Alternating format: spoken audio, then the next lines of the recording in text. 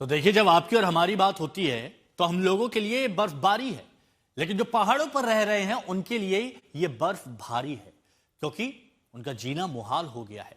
कटरा तक हर जगह भयंकर बर्फबारी हो रही है।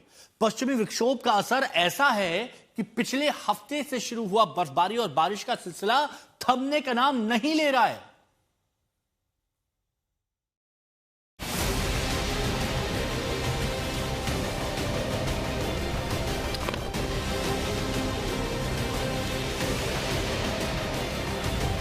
जम्मू कश्मीर में जनवरी का आखिरी हफ्ता कुछ ऐसा नजारा पेश कर रहा है, जहां तक नजर जाती है पहाड़ों का रंग सफेद नजर आता है।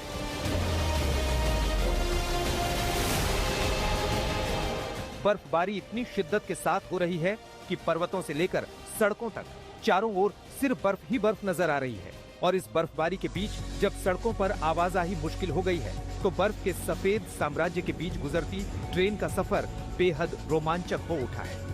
लोग निकले थे 22 को आ गए थे, मगर यहाँ पे ब्लॉक स्नोफॉल की वजह से रोड ब्लॉक हो गई थी, तो हम लोग को 2 दिन लग गया यहाँ आने में। मगर अगर यहाँ आके पूरा मूड हम लोग का फ्रेश हो गया। यहाँ के लोग बहुत अच्छे हैं। मुझे काफी अच्छा लग रहा है यहाँ आने के बाद। यहाँ की व्यू देख के, यहाँ की स्नोफॉल देख के काफी स्ट्रगल करके आए थे, लेकिन जब यहाँ आए सारा स्ट्रगल हाथ में बदल गया और काफी मजा आ रहा है यहाँ पे आने का। मैं आपको रिकमेंड करूंगा, आप यहीं आइए फैमिली के साथ।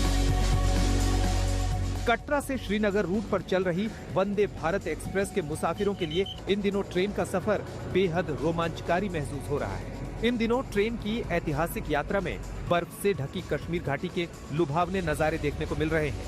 कश्मीर के ऊंचाई वाले इलाकों में पिछले हफ्ते के आखिरी दिनों में हुई जबरदस्त बर्फबारी के बाद स्कीइंग डेस्टिनेशंस पर पर्यटकों की भीड़ उमड़ने लगी है।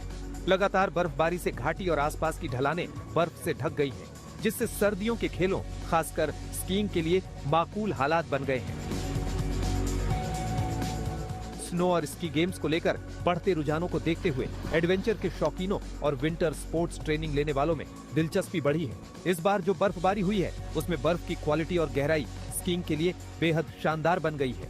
दुनिया की सबसे ठंडी बसी हुई जगहों में से एक के रूप में जाना जाने वाले द्रास को इस बर्फबारी का बड़ा फायदा मिलता दिख रहा है। लेकिन बड़ी बात यह है कि बर्फ़ पड़ी, अभी तक तो जनवरी सारा सूखा पड़ा हुआ था। इस बर्फ़ से एक तो टूरिज़्म से हमें बहुत फ़ायदा मिलता है, क्योंकि बहुत लोग बर्फ़ का ही इंतज़ार कर रहे थे, अब वो आना शुरू कर रहे हैं। हालांकि इस बर्फबारी ने आवाजाही के रास्तों पर मुश्किलें भी खड़ी की हैं। श्रीनगर से लेह जाने वाली सड़क पर इतनी भीषण बर्फबारी हुई कि इसे आवाजाही लायक बनाने के लिए बड़ी मशक्कत करनी पड़ रही है। जोजिला पास से लेकर अनंतनाग तक चारों ओर ऐसी ही तस्वीरें नजर आई हैं, जहां सड़कों पर से बर्फ हटाने का काम युद्ध स्तर पर चल रहा है। आज तक ब्यूरो।